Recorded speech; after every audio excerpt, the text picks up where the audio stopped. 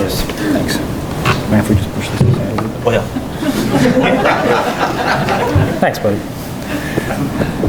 Well, first off, I want to say thanks to Mike Atkins. A big hand for Mike Atkins. Mike, you handle this brilliantly every year. There's a real skill to it, and we appreciate everything you do here. So thank you very much.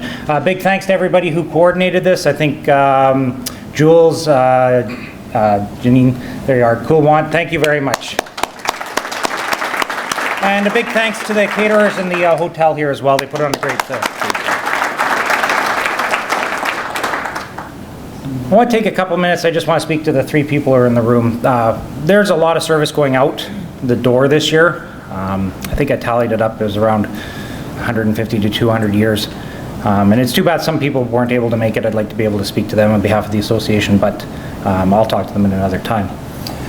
I want to say congratulations on your retirement, because as Craig pointed out, not everybody makes it here. It's a real accomplishment, and you should feel accomplished. You each did about 30 years service. You looked at some of the ugliest things that one person can do to another, and you came out the back end, and I think that's really something to be proud of, so congratulations. And don't be defined by the end of your career, whether it was administration or professional standards or firearms. You worked street crime, surveillance, drugs, patrol, and major crime in these things. You solved homicides, you solved robberies, you've bought dope from dope dealers. There's a lot of humility, humbleness here. There's a lot of humility when you come up here and you don't mention those things. And I think you're all humble in your service, so thank you for that. Ian, I just want to say thank you. Jeez, sorry, Mike. I want to say thank you on behalf of the DPA for everything you've done, but I also want to say thank you from me to you. When I first started here, I remember one of my memories is walking around with a couple of marijuana plants, one in each hand, at the end of a 12, 13-hour shift going, I don't know what to do with these things.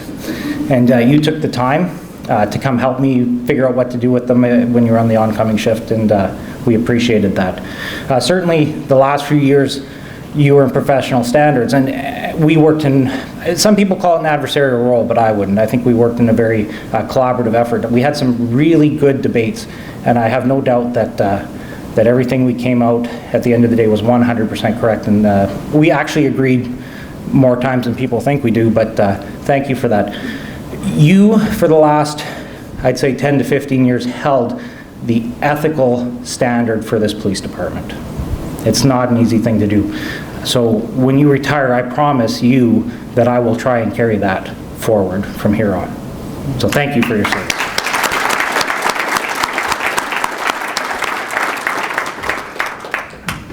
Rich. Rich, you were hard on me. You were. But I thank you for that. I learned from you to have my stuff wired tight when I came into a room, whether it was for an interview or whether it was for labor management. You gave me nothing and you made me earn everything. If I walked into an interview or if I had some part of a promotional process that didn't meet a standard, there was no free pass. If I got my dish kicked over, I got sent out of a room, I got told, you can do better. And you were right. You made me a better cop, okay? I thank you for that, and I know that everything that I have, I earned. And I promise, in a world where we seem to hand out blue ribbons to everyone, I promise to hold that standard on your behalf as you leave the department, so thank you very much for that.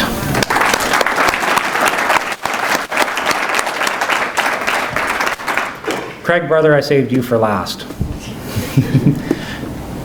Many people don't know this, but Craig's probably got the biggest heart of any big man I've ever seen.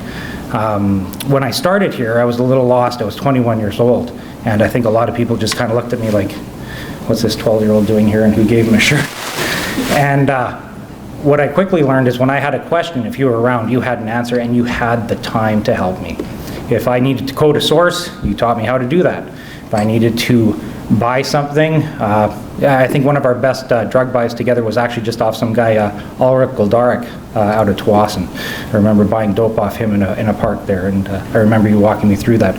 I also remember you walking me through how to do a grow-up, how to do an exhibits checklist, and that was a big part of how I started my career was in drug work, and you had the time, you took the time to help us with that. When I was in firearms, I was an okay shot. I would shoot the old scores, I would shoot about a 210 to a 220 out of 240. But when you took over firearms, I remember going up to about 235 to 240, and then certainly at one point, something happened in my career I never thought I'd do. I shot my crown. So you took the time to make me a better cop.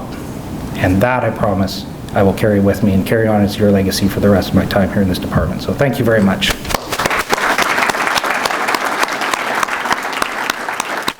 And last but not least, I want you to take a look around at your families.